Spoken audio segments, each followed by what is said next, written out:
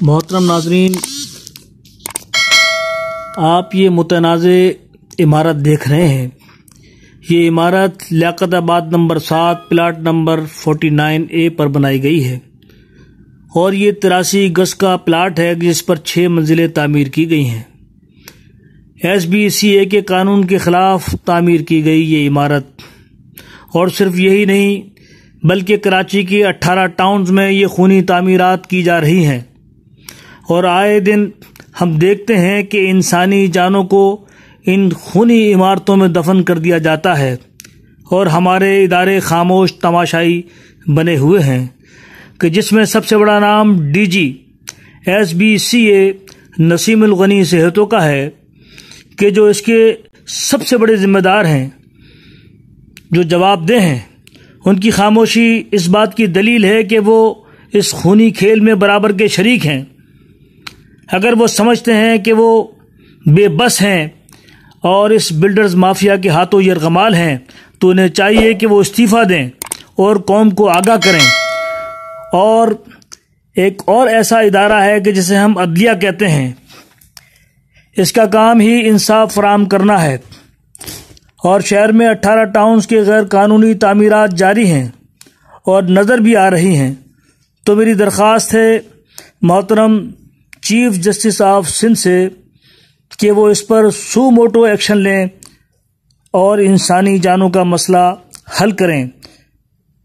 आए दिन इंसानी जानें इन खूनी इमारतों के मलबे तले दबकर अपने खालिक की हकीकी से जा मिलते हैं और हज़ारों अफराद सोगवार छोड़ जाते हैं। ये एक इंसान का कत्ल पूरी कायनात के कत्ल के मुतरादिफ है। लिहाजा मेरी दरख्वास्त है कि वो इस पर एक्शन लें। और फिर वज़ीर आला सिंध सैयद मुराद अली शाह भी इस जिम्मेदारी से मुस्तस्ना नहीं हैं। उन्हें भी आगे आकर इस बात का नोटिस लेना चाहिए और इंसानी जानों को बचाना चाहिए। और आप देख सकते हैं कि ये इमारत कितनी खस्ता हाल है और कितनी नाकिस मटेरियल से बनाई गई है और इसका बिल्डर है आमिर कुरैशी। लिहाजा इनको चेक किया जाना चाहिए। ये एक ही नहीं, पूरा एक गिरोह है जो इंसानी जानों से खेल रहा है और इसमें मुलव्विस है SBCA पूरी तरह से। बगैर मुलव्विस हुए ये काम हो ही नहीं सकता।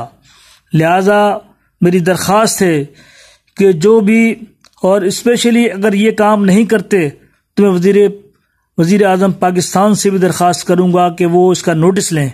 ये इंसानी जानों का मामला है, क्योंकि हम ये देख रहे हैं कि ये कारोबार हराम खोरी का पूरे उरूज पर है और इस हराम खोरी की वजह से इनकी आंखों में पर्दे पड़े हुए हैं। ये हराम खून बनकर इनकी रगों में दौड़ रहा है, इसलिए ये इन्हें एहसास ही नहीं कि कोई मरे या जिए, कोई किसी भी तकलीफ में आ जाए। लिहाजा आपसे मेरी दरख्वास्त है, प्लीज़ इस पर गौर करें। मैं सिंध गवर्नमेंट वज़ीर आला मुराद अली शाह, वज़ीर आज़म जनाब इमरान खान साहब और दीगर एहलकार जो सिंध गवर्नमेंट के जितने भी ये बिल्डिंग अथॉरिटी वाले हैं, उनसे मेरी गुजारिश है, खुदा ये आमिर बिल्डर जैसे चोर और नाकारा बिल्डरों को खुदा के लिए फ़ौरन गिरफ्तार किया जाए। क्योंकि मैं इसी मोहल्ले में रहता हूँ। आज मुझे मालूम हुआ कि ये मीडिया वाले यहाँ पर आए हुए हैं, तो मैं यहाँ पर आया कि इसलिए कि ये बिल्डिंग 80 गज के प्लाट पे इन्होंने 6 मंजिला बिल्डिंग बनाई है और सिंध गवर्नमेंट ने किस तरह इजाज़त दे दी कि 6 मंजिला बिल्डिंग ऊपर बनाए। और बिल्डिंग इतनी कमज़ोर है, अल्लाह ना करे, खुदा ना करे, किसी को भी कुछ हादसा हो सकता है। जिस तरह ये हलाकतें जिस तरह कराची में हो रहे हैं, जिस तरह बिल्डिंगें गिर रहे हैं, इससे इन बिल्डरों ने इंसानी जानों से खेल के पैसों के एवज लोगों को, गरीबों के पैसे लेके इन्होंने सौदा किए हैं। ये इंसानी जानों के दुश्मन है। ये हर चीज़ पैसे पे नहीं आती। इंसान किस तरह पैसे जोड़ के मकान खरीदता है, किस हालात से वो गुजर के मकान खरीदता है। आखिर वो बिल्डिंग गिर जाए, जान तो जान गई, पैसे भी गए, सब बर्बाद हो गए और साथ में जो दूसरे वो भी इस चीज़ के अंदर आ जाते हैं। लेकिन मेरे सिंध गवर्नमेंट से गुजारिश है कि ये खाली इनके केस नहीं, इनके मैटर नहीं, इनके जायदाद या कब्जे से मेरा कोई ताल्लुक नहीं। मेरा ये है कि मैं खुदा के लिए इंसानी जानों को बचाए, क्योंकि अगर ये खुदा ना खास्ता कि बिल्डिंग गिर जाए तो यहाँ पे खाली बिल्डिंग की जाने नहीं जाएगी, अड़ोस पड़ोस जितने भी करीब के उनके लोगों के मासूम बच्चों के जाने जाएगी, समझे ना। लेकिन ये कि जिस तरह आगे इस बिल्डिंग को देख ले, इस बिल्डिंग के एड्रेस में आपको दे देता हूँ, इस बिल्डिंग को देखिए जिस तरह इन्होंने बिल्डिंग तामीर की है, एकदम बिल्कुल रेत की तरह है। हर चीज यहाँ से टूटा जा रहा है। अल्लाह ना करिए तो 2 साल भी चलना मुझे मुश्किल नजर आता है कि बिल्डिंग चलेगा। और 80 गज के ऊपर इन्होंने 6 मंजिला बिल्डिंग इन्होंने बनाया। इस प्लाट का नंबर क्या है? 7/49। सिंध गवर्नमेंट वाले इस बिल्डिंग को आके सर्वे करें कि किस तरह की इस बिल्डिंग को बनाया गया, तो ये तो मालूम पड़ जाएगा कि मतलब है कि जितने जो आमिर बिल्डर कितना ईमानदार, कितना शरीफ और कितना नेक इंसान है, ये आप खुद आके देख सकते हैं। अस्सलाम वालेकुम, मैं मदर खान की बेगम हूँ। मेरे को जो हिस्सा मिला था उसके अंदर बिल्डर ने मैं बहुत लेट घर बना के दिया। 14 महीने में इतना टाइम हम किराए पे रहे। उसके बाद भी बनने के बाद भी वो चाबी नहीं दे रहे थे। बोल रहे थे जो आपको हिस्सा है उसमें आपको ना 1 लाख रुपये और देंगे तो चाबी मिलेगी, वरना नहीं। तो हमें मजबूरन उनकी बात माननी पड़ी अपने घर में जाने के लिए। और है ना उन्होंने फिर है ना 2 दिन बाद ही फ़ोन करना शुरू कर दिया कि पैसे दो पैसे। तो मैंने उसे बोला मैं थोड़े थोड़े करके दे दूँ, मेरे पास इतने नहीं है। फिर मैंने इधर उधर से ले आके कर्जा लोग उनके पैसे दिए। फिर थोड़े पैसे लेट हो गए थे तो उन्होंने मेरे घर की बिजली काट दी। फिर मैंने बिजली लगवाई, फिर दोबारा पैसे दिए, फिर दोबारा फोन करने लगे कि ना अभी बिजली कट जाएगी अगर पैसे नहीं पहुँचाए। और है ना हमारे 3 और जो हकदार हैं उनको तो दिए ही नहीं, वो इतने परेशान है, किराया पर रह रहे। और उनको चाहिए कि जल्द से जल्द उनको भी फ्लैट दे दें ताकि वो भी सुकून से अपनी जिंदगी उनके खिलाफ कानूनी कार्रवाई और उनके खिलाफ कानूनी कार्रवाई की जाए। ये उन्होंने धोखा किया है इन लोगों के साथ भी और हमारे साथ भी, है ना हमारे को इतना लेट बना के दिया और औरों को तो दिया ही नहीं है। और हम बहुत परेशान हैं इसलिए कि हमने जैसे उनका कर्जा ही 70,000 रुपये मैंने दिया है, मुझे पता है। दरख्वास्त है वज़ीर आला सिंध और वज़ीर आज़म अतीकी रेंजर से दरख्वास्त है कि हमें इंसाफ दिलाया जाए और हमारे बच्चों का हक दिलाया जाए। और इन बिल्डर आमिर बिल्डर से हमें निजात दिलाई जाए और इनसे हमारा हक दिलाया जाए, हमारे फ्लैट दिलाए जाए। अगर हमें इंसाफ न मिला तो हम क्या कहते हैं वज़ीर आला हाउस के सामने हम अपना खत्म करते हैं। बात असल में ये है कि ये जो बिल्डिंग है ये मेरे वालिद साहब के नाम, ठीक है। मेरा इसमें हिस्सा था, 3री मंजिल था मेरा हिस्सा इसमें।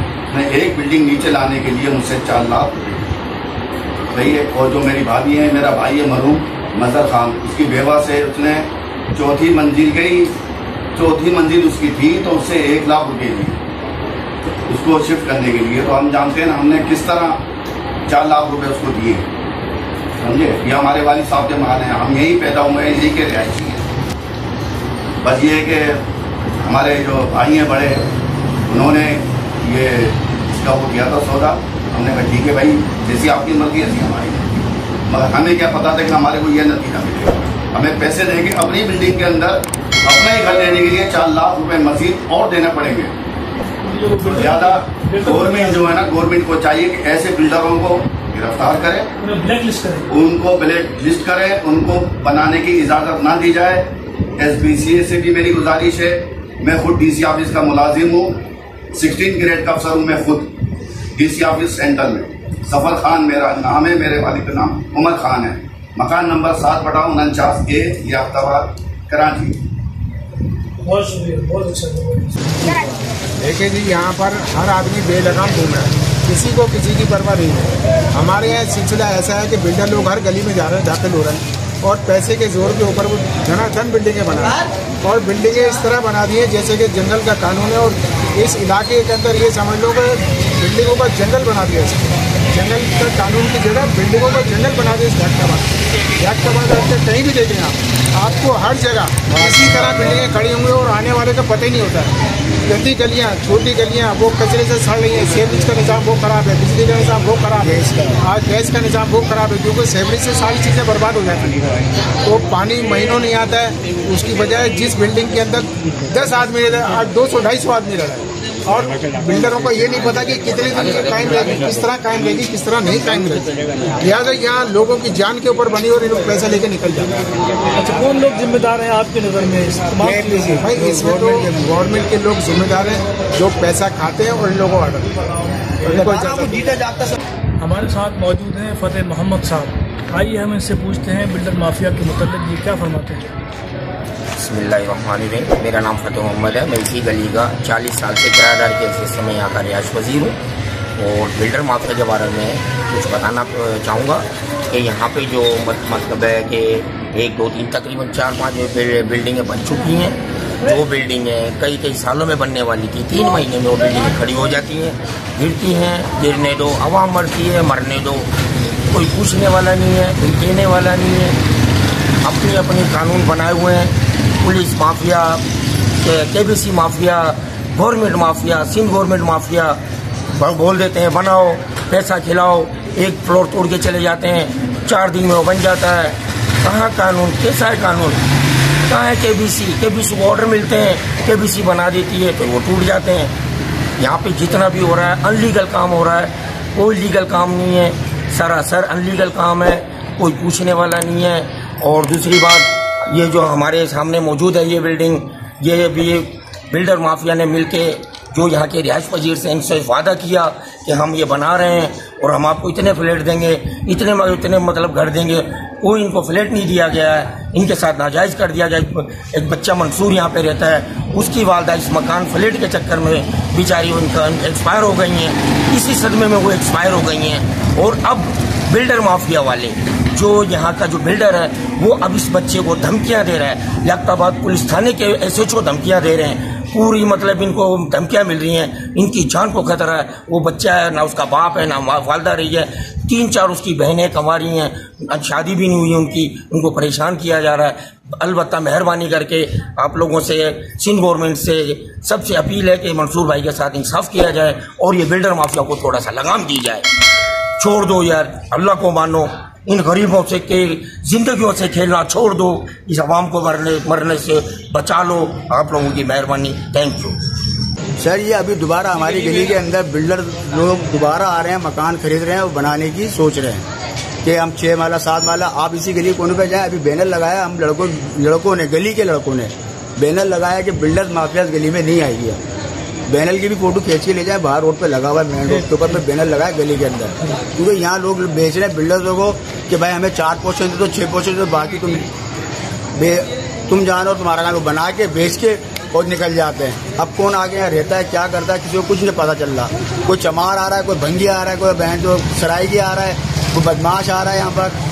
तो यहाँ पर हमने बैनर लगा दिया है। आपकी मेहरबानी होगी, वो बैनर को भी आप जाके फोटो खींचें और उसको मीडिया पे दिखाएं, गवर्नमेंट को भी दिखाएं कि ये माफिया क्या कर रही है गली में। बस।